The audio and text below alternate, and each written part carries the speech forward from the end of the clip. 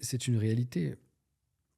C'est une réalité qui est triste parce qu'au final, n'importe quel État, chancellerie devrait respecter l'ensemble des autres États, peu importe le poids économique. Mais c'est vrai qu'il y a, avec le Maroc, on n'a pas l'impression, en tout cas les Français ne sont pas dans une relation de dominant-dominé. On ne sent pas un peu cette disparité sur le volet économique qui existe en plus.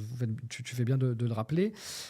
Pour plusieurs raisons. Déjà, il y avait un discours d'Emmanuel Macron qui disait il faut coopérer avec le Maroc pour que la France, dans la politique africaine de la France. Et ça, c'est un élément extrêmement important. C'est-à-dire que le Maroc n'a pas l'ambition et la capacité de concurrencer la France en termes d'économie, de structure, d'industrie, etc. Je dirais, bon, il y a une disparité qui est là. Mais sur le terrain qu'elle considère comme son terrain favorable, qui est l'Afrique et l'Afrique de l'Ouest, le Maroc a été extrêmement agressif par rapport aux entreprises françaises. Et donc, un certain nombre d'entreprises françaises, dans les assurances, dans le télécom, dans le BTP, dans le système bancaire, ont perdu progressivement des parts de marché en Afrique de l'Ouest, ont toutes été récupérées par les entreprises marocaines.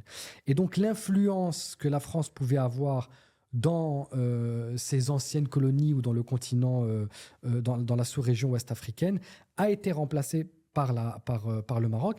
Et les opérateurs économiques, comme les diplomates français en poste, ont vu l'influence marocaine dans la sous-région. Et donc, on comprend très vite que le Maroc est un outil, et d'ailleurs, ça a été rappelé de manière aussi quasi explicite lors du voyage d'Emmanuel Macron au Maroc, c'est que le Maroc va être le partenaire par lequel on va pouvoir réintégrer le marché africain, parce que forcément, le Maroc connaît mieux maintenant l'Afrique de l'Ouest que les opérateurs français, parce qu'on a un système, par exemple, bancaire sur place, et donc on a plus une réalité sur la question économique.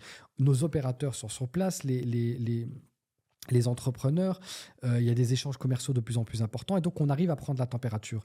Même ce qu'on appelle l'intelligence économique sur place, on arrive à comprendre quels sont les secteurs clés, quelles sont les personnes clés, quelles sont les personnes qui comptent. On a cette mine d'informations que les Français avaient et non plus.